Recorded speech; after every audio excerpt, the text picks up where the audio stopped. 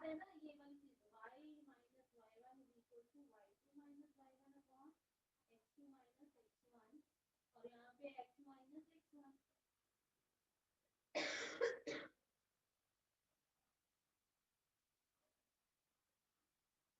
ये equation of 4 है, तो लिखिए ये आपकी इसमें नहीं लिखी जाएगी, ये मैंने वैसे लिखी।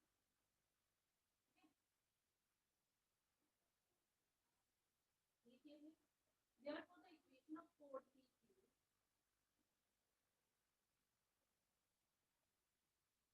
is क्या होगी बताइए, बोलिए y माइनस y1, y1 कितना है b, b, हाँ जी देखिए y1 है b sin theta 1 is equal to, अब क्या लिखना है y2 minus y1, y2 minus y1 बताइए कितना है b sin theta 2 minus sin theta 1 upon a cos theta 2 minus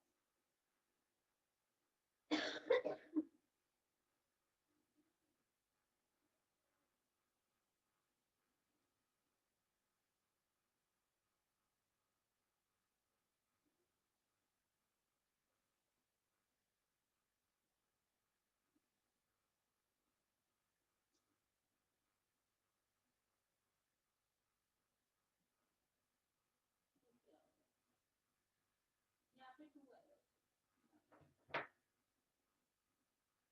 क्या आएगा cos theta 2 minus cos theta 1, और साथ में बाकियों को भी मैसेज कर दो, आ जाओ क्लास में। आएंगे धीरे धीरे आ रहे हैं सारे। थीटा 1 हो गया, कितना हो गया। अब sin sin a minus sin b का फॉर्मूला क्या होता है, और cos a minus cos b का फॉर्मूला क्या होता है।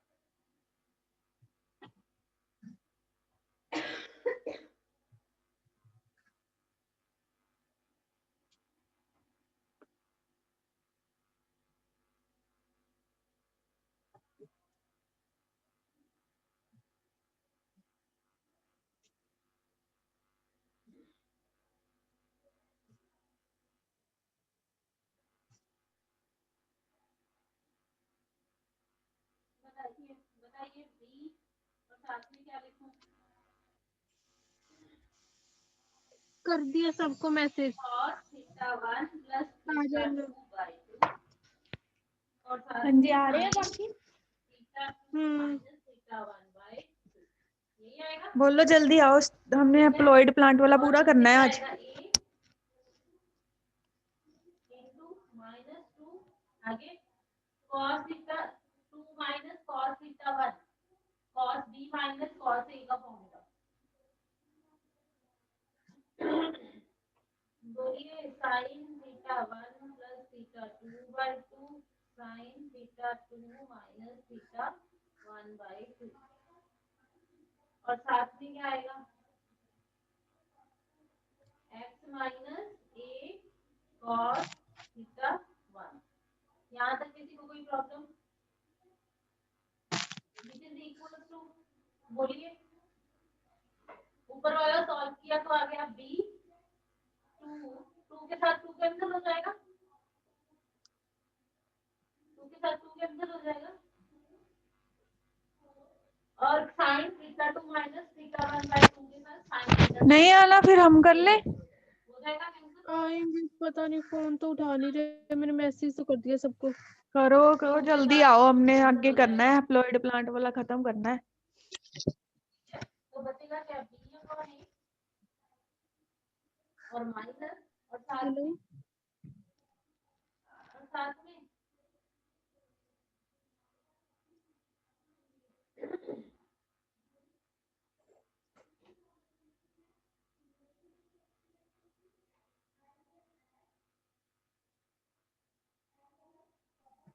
मैं महक ने नहीं आना हैगा क्लास च, बाकी देख दिया मैं। ये बचेगा। बाकियों को देखो। क्या करें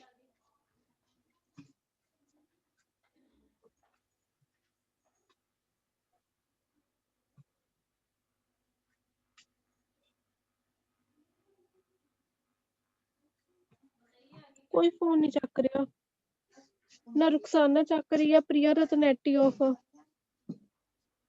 नवजोत आ रही है। यहाँ पे माइनस बी अपॉन ए है ना, उसको दूसरी साइड लेके जाओगे तो क्या बनेगा, माइनस ए अपॉन बी। आप ऐसे करो, इधर देखो, हमें चाहिए क्या, क्वेश्चन में क्या चाहिए था, यहाँ पे पढ़ो। क्वेश्चन में उन्होंने क्या बोला, क्या चाहिए, x अपॉन a चाहिए, y अपॉन b चाहिए, है ना। तो यहाँ पे हमारे पास y तो पड़ा, लेकिन y अपॉन b चाहिए, तो ये b उधर ले जाओ और यहाँ पे x अपॉन a बन जाएगा, ठीक है है ना।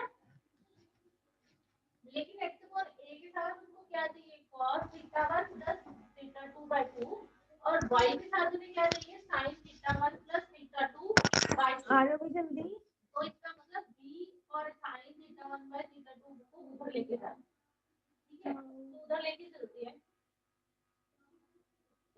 तो हमारे पास बना क्या, उधर लेके गए तो बना sin theta 1 plus theta 2 by 2, भी उधर लेके गए तो y minus b sin theta 1 के साथ हम उसे करेंगे मल्टीप्लाई, और इधर हमारे पास क्या बचा, माइनस 1 अपॉन a cos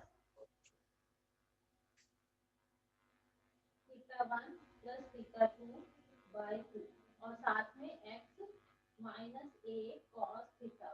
अब इसे सॉल्व करके मुझे बताइए कितना बन रहा है,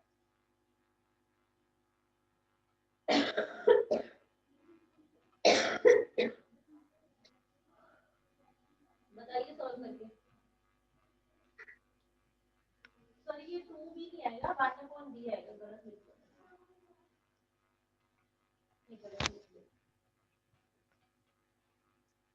ये है 1,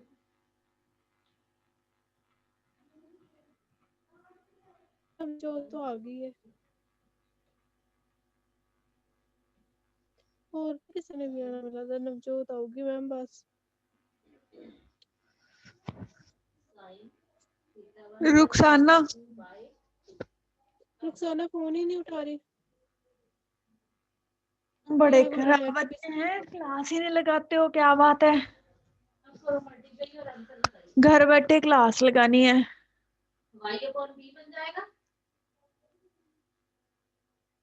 और साथ में क्या आ जाएगा, sin अरे घर बैठे, अच्छा मैंने थीटा फर्स्ट 1 ईयर से भी प्लस पूछा थीटा था, 2 आप बाय लोगों से भी पूछती हूँ। और घर बैठे माइनस क्लास b लगानी है, बटा ऑनलाइन क्लास लगानी है, फिर भी क्लास लगाते क्यों नहीं बच्चे, sin थीटा 1 क्या और सोचते हो। sin थीटा 1 प्लस थीटा तो क्या 2 होता है बाय घर पे ना, 2। ऐसे बैठने नहीं देते सुबह फोन लेके, ऐसे ही राइट हैंड साइड पे क्या फोन बनेगा, लेके ऐसे तो आपका सेमेस्टर खराब हो जाएगा, आपको x पता अपॉन है। a, आपने आना है नहीं कॉलेज, ऑनलाइन क्लासेस ही लगनी है सारी अभी, क्योंकि सिर्फ फाइनल ईयर नहीं आना है, वो भी सिर्फ प्रॉब्लम सॉल्व करवाने के लिए आएंगे। थीटा 1 के 2 दिन साथ ही उनके रखने हैं, वो भी देखना है, क्योंकि सारे टीचर्स का तो अब कोरोना टेस्ट हो गया, स्टूडेंट्स का भी देखना है। ठीक है,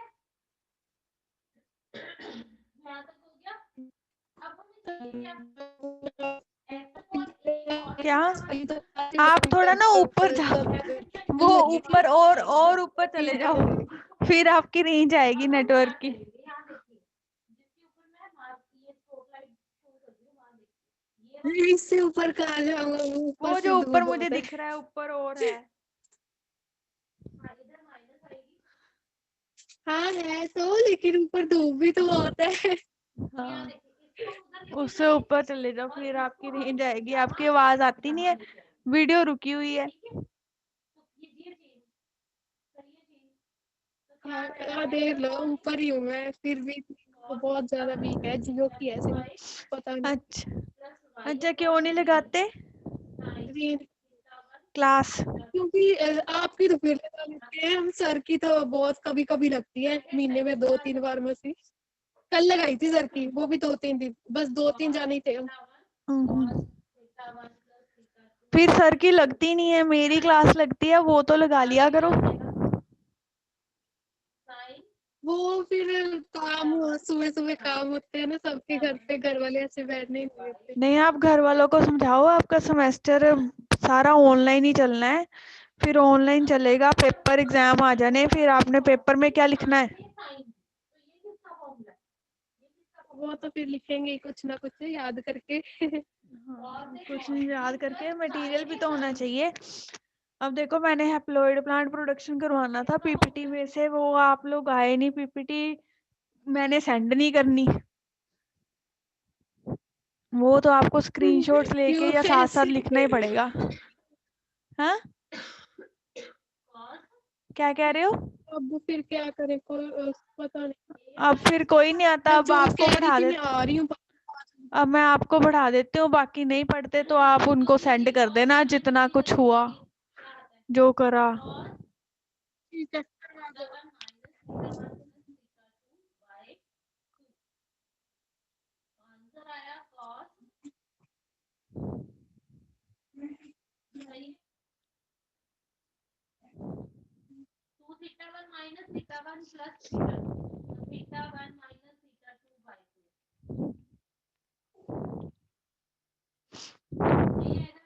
ठीक है, हैप्लॉइड प्लांट प्रोडक्शन कर रहे थे हम। हैप्लॉइड प्लांट्स में क्या होता है? हैप्लॉइड प्लांट्स जो हैं वो प्रोसेस करते हैं single set of chromosomes. Single set of chromosomes होता है उनमें, ठीक है, N number of chromosomes present होंगे।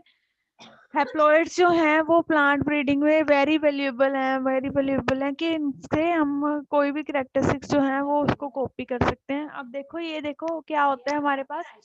वैसे क्या होता है, वैसे नॉर्मली क्या होता है कि जो मियोसिस होते हैं ना, मियोसिस होने के बाद बनते हैं जो जर्म सेल्स होती है, उनमें मियोसिस होती है ना, मियोसिस होती है तो फिर हैप्लॉइड स्पोर्स की फॉर्मेशन होती है। हैप्लॉइड स्पोर्स जो है वो माइटोसिस करवा के आगे ग्रो करते हैं, ठीक है। ये जो है गैमीट्स की फॉर्मेशन होगी, ये गैमीट्स आपस में फ्यूज करेंगे तो फर्टिलाइजेशन होके जाइगोट बनेगा। ये जो जाइगोट है आगे फर्दर डिवीजन, माइटोटिक डिवीजन होके 2n नंबर ऑफ क्रोमोसोम्स जो हैं इनमें होते हैं, वो आगे डिवीजन होके पूरा प्लांट के फॉर्मेशन करवाते हैं। ऐसे ही होता है ना? नवजोत आ रही है। हाँ जी।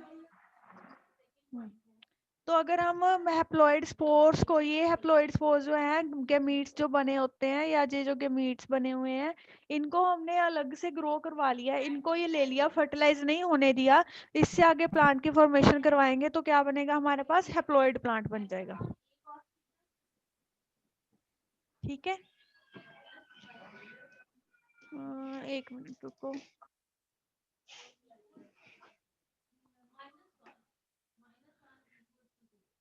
नेक्स्ट है हिस्ट्री। हिस्ट्री में क्या है? नवजोत आगे वीडियो हाँ ऑन जी। करो। पहले आते क्यों नहीं क्लास में, ये बताओ। मैम मैं नहा रही थी। नहाने गए थे, 9 बजे तक नहा धो के तैयार हो के बैठ जाया करो। ठीक है। हाँ, ये देखो अब हिस्ट्री, हैप्लॉइड प्लांट प्रोडक्शन कर रहे हैं।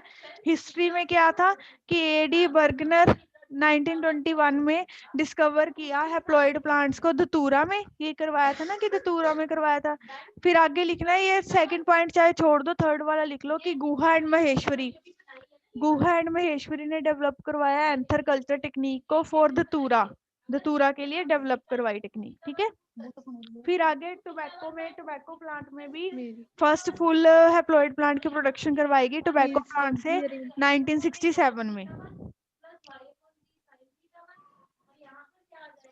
नेक्स्ट है कि दो टेक्निक्स होती हैं, एक होती है इन विवो टेक्निक, एक होती है इन विट्रो टेक्निक। जो इन विवो टेक्निक होते हैं, इन विवो मतलब कि प्लांट के अंदर ही, प्लांट के अंदर ही हम या तो केमिकल ट्रीटमेंट दे दें या टेम्परेचर शॉक दे दें, इरेडिएशन इफेक्ट्स पोज करवा दें, जिसकी वजह से जो है प्लांट्स जो हैं वो हमारे क्या हो जाएंगे, उनमें क्रोमोसोम जो है, हाफ नंबर ऑफ क्रोमोसोम्स जो है वो खत्म हो जाए, ठीक है। दूसरा है इनविट्रो टेक्निक। इनविट्रो टेक्निक में या तो एंड्रोजेनेसिस करवा सकते हैं या फिर गायनोजेनेसिस करवा सकते हैं। एंड्रोजेनेसिस मतलब कि पोलन ग्रेन्स को ग्रो करवाना है, गायनोजेनेसिस मतलब कि ओवरी सेल्स को ग्रो करवाना है, ठीक है। यशप्रीत समझ लग रही है? हाँ जी लग रही है। बीच अब बीच में रेंज चली जाती है, फिर वो अब टूट है जाता है सब एंड्रोजेनेसिस। एंड्रोजेनेसिस मतलब सिग्नल। हमने पोलन ग्रेन्स को ग्रो करवाना है हैप्लॉइड प्लांट प्रोडक्शन के लिए। इसमें है कि दो तरह के मेथड्स है, या तो डायरेक्ट एंड्रोजेनेसिस हो सकती है या फिर इनडायरेक्ट एंड्रोजेनेसिस हो सकती है। डायरेक्ट एंड्रोजेनेसिस में है जो पोलन है वो डायरेक्टली एक्ट एज अ डाइजाइगोट, उनको डायरेक्टली एक्ट करते हैं जाइगोट की तरह, और उनकी आगे डिविजन्स होके ग्रोथ होती है। तो इसमें क्या है कि वॉल ऑफ पोलन जो है वो ब्रोक कर देते हैं, एम्ब्रियो रिलीज करवाते हैं, उस एम्ब्रियो को प्लांट टिश्यू कल्चरिंग के थ्रू ग्रो करवाना शुरू करते हैं। प्लांट टिश्यू कल्चर यूज करके एम्ब्रियो के पोलन ग्रेन्स को ग्रो करवाना शुरू करते हैं। तो उनमें से कोटिलीडोन्स मतलब ये कि छोटी छोटी जो है प्लांटलेट से निकलनी शुरू हो जाती है, फिर पूरा प्लांट बन जाता है। ठीक है। इनडायरेक्ट में क्या करेंगे हम करेंगे एंड्रोजेनेसिस द पोलन, हमारा इंटरनेट कनेक्शन अनस्टेबल है। पोलन ग्रेन्स जो है इंस्टेड ऑफ नॉर्मल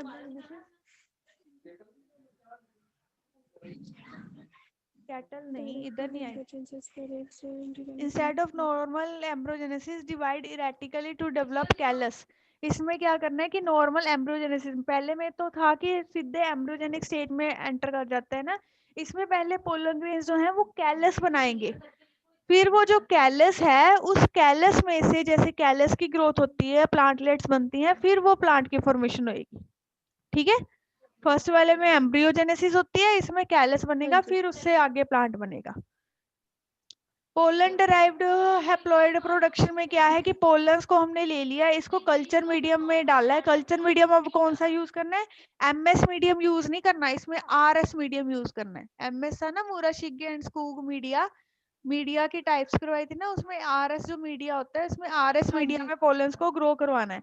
फिर ये पोलन्स जो है वो मल्टी सेलुलर पोलन्स हैं। RS1 एंड RS2 मीडिया जो है उसमें कैसे ग्रोथ होएगी? या तो RS1 मीडिया में डालोगे तो डायरेक्टली एम्ब्रियोजेनेसिस होएगी, डायरेक्ट एम्ब्रियोजेनेसिस होएगी। अगर आप RS2 मीडिया में ग्रो करवा रहे हो तो कैलस की फॉर्मेशन होती है। अब जो कैलस है अनडिफरेंशिएटेड कैलस है वो कैलस पूरा बनाएगा, या फिर ऑर्गेनोजेनेसिस होनी शुरू हो जाएगी, या एम्ब्रियोजेनिक कैलस की फॉर्मेशन होगी, या ऑर्गेनोजेनिक एंड एम्ब्रियोजेनिक कैलस की। आपने पढ़ा था ना कि सोमैटिक एम्ब्रियोजेनेसिस में कैलस बनता है, फिर एम्ब्रियो बनता है, फिर प्लांट बनता है। आपने ऐसे भी पढ़ा हुआ है कि कैलस बनता है, कैलस में से शूट्स निकलनी शुरू हो जाती हैं।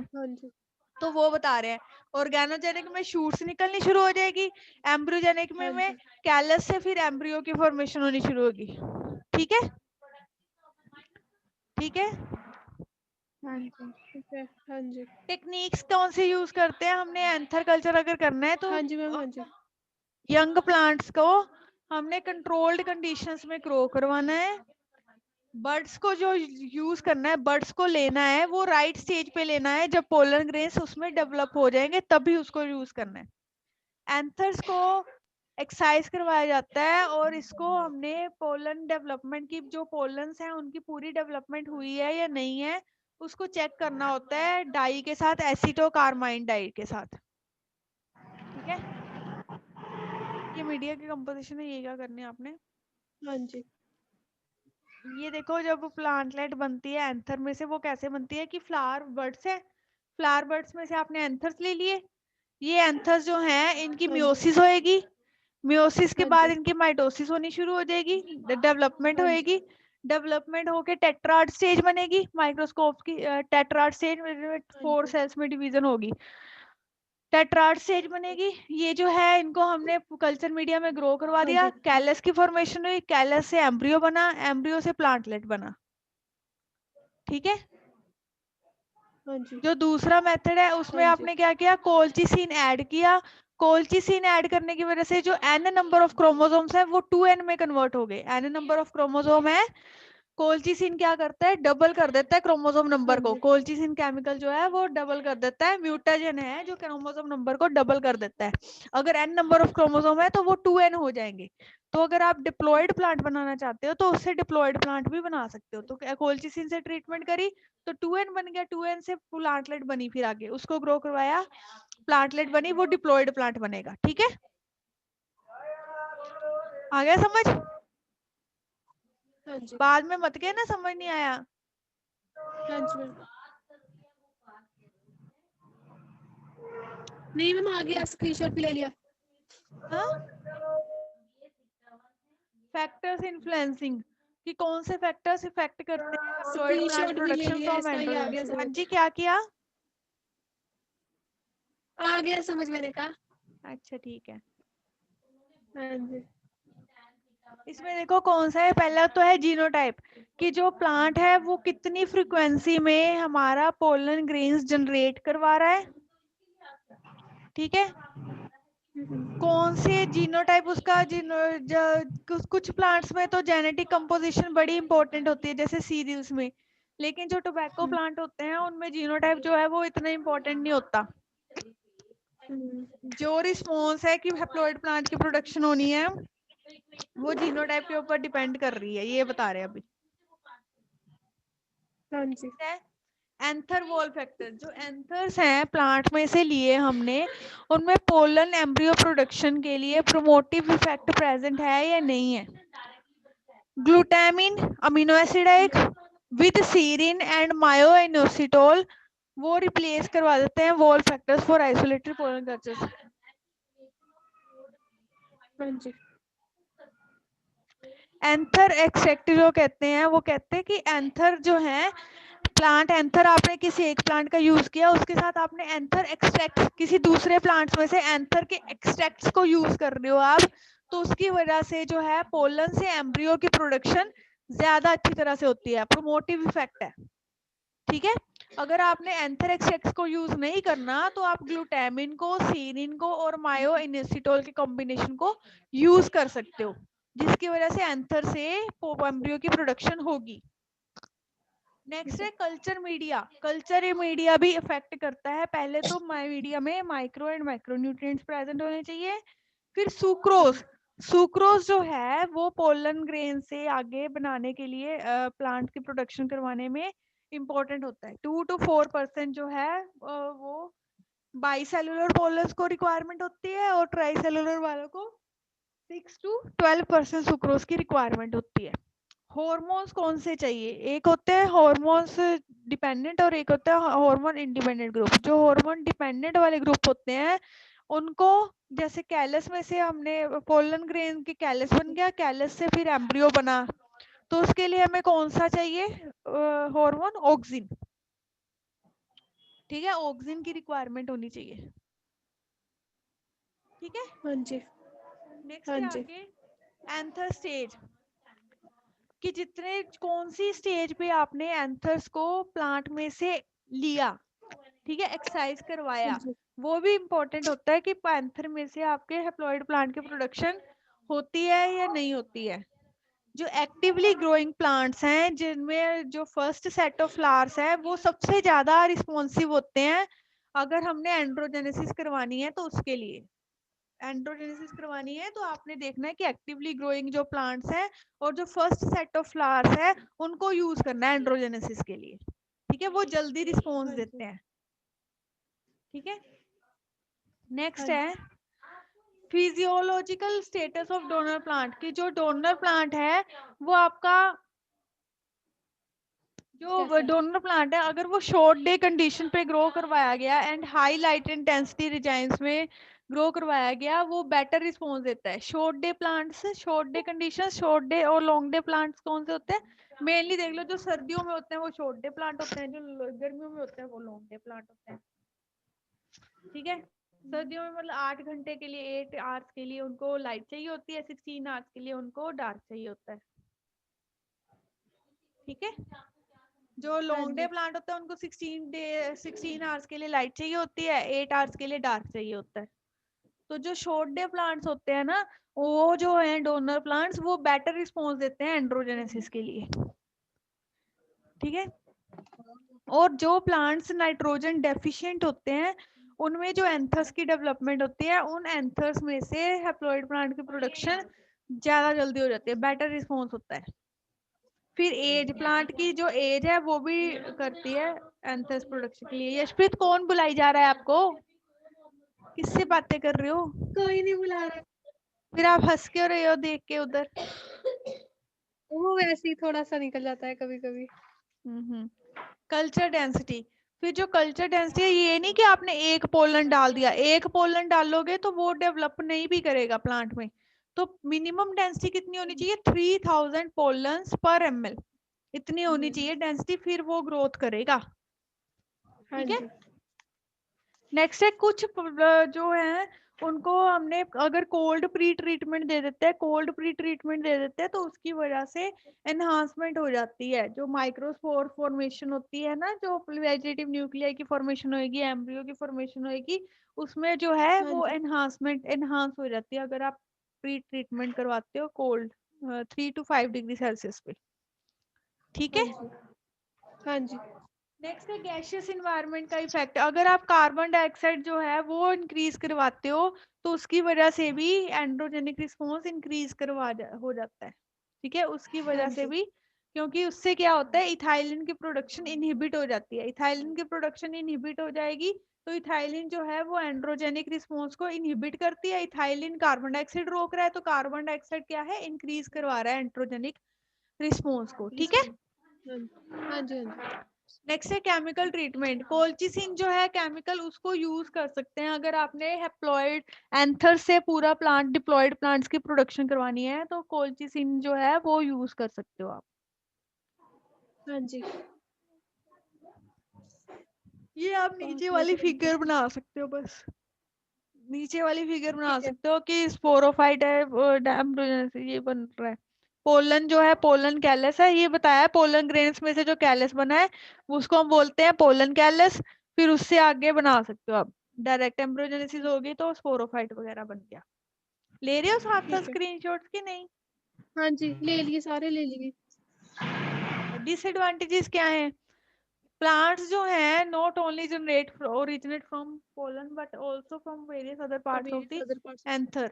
कि जो है एंड्रोजेनेसिस में डिसएडवांटेज क्या है कि प्लांट जो है वो सिर्फ पोलन ग्रेन्स में से ही नहीं ओरिजिनेट करते, एंथर के दूसरे प्लांट्स में से भी ओरिजिनेट कर सकते हैं। ठीक है, जो प्लांट्स जो है जिसको हमने डेवलपमेंट करवानी है उसमें वेरियस प्लॉइड लेवल्स हो सकते हैं। प्लॉइड मतलब पॉलीप्लॉइडी, एन्यूप्लॉइडी, यूप्लॉइडी होती है। यूप्लॉइडी मतलब हाँ, एक क्रोमोसोम इंक्रीज हो गया, 2 क्रोमोसोम इंक्रीज कर दो दिए। ठीक है, क्रोमोसोम तो इंक्रीज। वो केस हो सकता है इनमें। हाँ जी। एंड्रोजेनेसिस खत्म, अब है ओवरीकल्चर, जिसको हमने बोला था गाइनोजेनेसिस। हाँ जी। हैप्लॉइड प्लांट प्रोडक्शन के लिए गाइनोजेनेसिस। ओवरीकल्चर में क्या है कि इसमें प्रोडक्शन करवानी है हैप्लॉइड्स की फ्रॉम अनपोलिनेटेड ओवरीज में से। इसमें फीमेल पार्ट जो है फ्लावर का, उसमें उसको यूज करना है हमने ग्रो करवाने के लिए। ठीक है, हाँ जी। हैप्लॉइड्स की फॉर्मेशन हम करवा सकते हैं, ये 1976 में से देखी गई थी। ओव्यूल्स में से इंड्यूस करवा सकते हैं हैप्लॉइड्स की प्रोडक्शन, ओव्यूल्स में से। ठीक है, लेकिन हाँ जी। ओव्यूल्स का जो है नंबर कम होता है एंथर्स के लिए। तो एंथर जैसे ज्यादा चाहिए होती है उसकी डेंसिटी, तो इसकी डेंसिटी कम चाहिए होती है। ठीक है, नॉर्मली हाँ जैसे जी। है कि ज्यादा वो होते हैं, पोलन ग्रेन्स ओव्यूल्स कम होते हैं लेकिन फिर भी फर्टिलाइजेशन हो जाती है, तो पोलन ग्रेन्स ज्यादा ही चाहिए जब हमने आगे ग्रो करना है। लेकिन ओव्यूल नॉर्मली भी कम होता है, नेचुरली भी कम होता है, तो उसको कम ही यूज करोगे तो भी वो आगे ग्रो करवा देगा। तो इसमें सबसे पहले ये हम उस केसेस में यूज करते हैं जहां पे हमने एंड्रोजेनेसिस नहीं करवा सकते, जिन फैमिलीज में, जैसे लिली प्लांट में एंड्रोजेनेसिस नहीं करवा सकते। हाँ जी। टेक्निक ऑफ गायनोजेनेसिस, इसमें हमने ओव्यूल्स को लेना है, करेक्ट स्टेज पे प्लांट में से ओव्यूल्स को लेना है, उसकी प्री ट्रीटमेंट, इसमें भी प्री ट्रीटमेंट करवाओगे तो एनहांसमेंट होगी। कोल्ड प्री ट्रीटमेंट करवानी है, फिर मीडिया प्रोवाइड करवाना है। इसमें भी सुक्रोज चाहिए, जैसे उसमें चाहिए था सुक्रोज चाहिए था, ऑक्सीजन चाहिए, तो इसमें भी सुक्रोज और ऑक्सीजन 2,4-D जो है वो ऐड करना है हमने, फिर उसकी जो है ठीक है। ग्रोथ होएगी। इंडक्शन जो है वो 2 स्टेजेस होती हैं। फर्स्ट स्टेज में क्या करता है कि हमने लिक्विड मीडिया में ग्रो करवाना है, उसको डार्क में रखना है। सेकेंड स्टेज में हमने क्या करवाना है, जो कैलस बनेगा ओव्यूल्स में से ग्रोथ होके कैलस बनेगा। कैलस से इसको हम क्या बोलेंगे, गायनोजेनिक कैलस बोलेंगे। ये जो कैलस है उससे आगे प्लांट की प्रोडक्शन होनी है। तो सेकेंड स्टेज में क्या करेंगे, हमने सॉलिड मीडिया में ट्रांसफर करना है और ऑक्सीजन की कंसंट्रेशन डिक्रीज कर देनी है। पहले ऑक्सीजन की कंसंट्रेशन इंक्रीज करी थी, नहीं सर, थैंक यू। फिर ठीक है, फिर नेक्स्ट है आगे प्रैक्टिकल इंपॉर्टेंस क्या है, successful when anther culture is not successful. Ovary culture उन केसेस में सक्सेसफुल हो सकता है जहां पे पोलन ग्रेन्स हम नहीं यूज कर सकते हैं, जहां पे मेल स्टेराइल प्लांट्स होते हैं। जो मेल स्टेराइल प्लांट्स होते हैं, मेल पार्ट डेवलप नहीं होता, उन केसेस में हम ओव्यूल्स को यूज करके प्लांट्स की प्रोडक्शन करवा सकते हैं। अगर हम ओव्यूल कल्चर नहीं करेंगे ना उन प्लांट्स में जो मेल स्टेराइल प्लांट्स होंगे, तो उनमें फर्टिलाइजेशन नहीं होगी, तो न्यू प्लांट नहीं बनेगा। तो उस केसेस में हम ओव्यूल्स को यूज कर सकते हैं। ठीक है, हाँ जी नेक्स्ट है हाँ जी क्रोमोसोम एलिमिनेशन मेथड। ये तो हो गए ना दो मेथड। फिर नेक्स्ट आ जाता है कि क्रोमोसोम एलिमिनेशन मेथड के थ्रू भी हम हैप्लॉइड प्लांट की प्रोडक्शन करवा सकते हैं, कि जैसे डिप्लॉयड नंबर ऑफ क्रोमोसोम्स है उसमें से हाफ क्रोमोसोम्स को हमने डिलीट कर दिया, खत्म कर दिया, तो उससे भी करवा सकते हैं। तो दो मेथड्स है, distant hybridization method and bulbosum method. Bulldozer. हाँ जी ये आज ही करना है। हाँ जी, आज इमेस्कुलेशन क्या होती है? इमेस्कुलेशन होती है प्लांट जो है पोलन ग्रेन्स को सेपरेट करवाना। ठीक है ये बुलबोसम प्लांट में करवाया जाता है, इसलिए बुलबोसम मेथड बोलते हैं इसको। करने की जरूरत नहीं, छोड़ दो इसको। ठीक है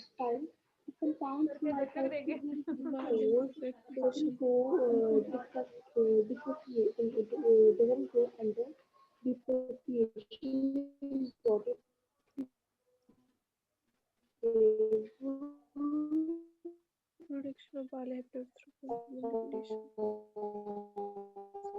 डिस्टेंट हाइब्रिडाइजेशन वीट जंप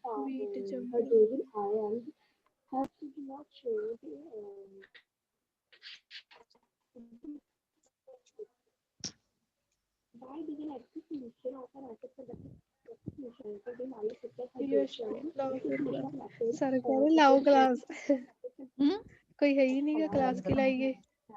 हर कह रहे हैं सर कहते हैं लगाओ क्लास फिर। बस लगा लो आप सर की भी, मैं थोड़ा सा ही बता दूं। इसमें क्या है, इसमें जो है दो अलग अलग वेराइटीज को हमने यूज करना है।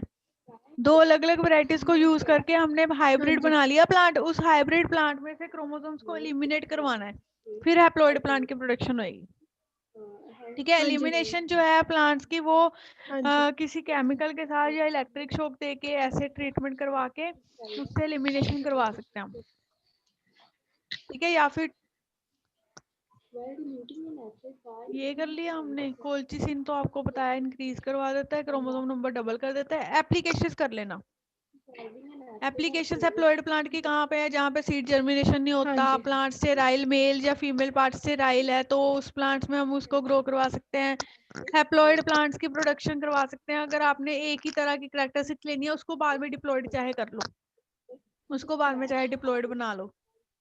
होमोजाइगस लाइंस की प्रोडक्शन करवानी है जिसका शॉर्ट लाइफ स्पैन होए, तो उसमें आप यूज कर सकते हो।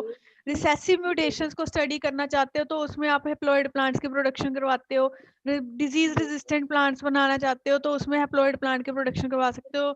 लिमिटेशंस क्या है? Low frequency of haploid production, selection is very difficult है सिलेक्शन। डिलीटीरियस ट्रेट्स भी हो सकते हैं हैप्लॉइड्स में कि उनकी ग्रोथ कम हो रही है। हैप्लॉइड है ना, हाफ नंबर ऑफ क्रोमोसोम है, तो ससेप्टिबल टू डिजीजेस हो सकते हैं, लो ग्रोथ रेट हो सकता है, तो वो चीजें हो सकती हैं। ठीक है, होमोजाइगस प्लांट हमेशा होमोजाइगस प्लांट नहीं बनता। कई बार जो है हैप्लॉइड में से जो एम्ब्रियो बनते हैं वो एबोर्ट हो जाते हैं, एबोर्टेड हो जाते हैं, जिनके आगे प्लांटलेट्स की फॉर्मेशन नहीं हो पाती है। ठीक है, तो डेट्रीमेंटल स्पीशीज की फॉर्मेशन भी हो सकते हैं हैप्लॉइड प्रोडक्शन के। बस ये ये पीपीटी लिख लेना, यही आपके नोट्स हैं। पीपीटी ही लिख लेना, यही आपके नोट्स हैं। हाँ, यही आपके नोट्स हैं। ले लिए बुक में से पढ़ लेना, पढ़ना है तो। नई बुक में से समझ लगेगा था, यही लिख लोगे ना, यही बहुत है। Okay ma'am.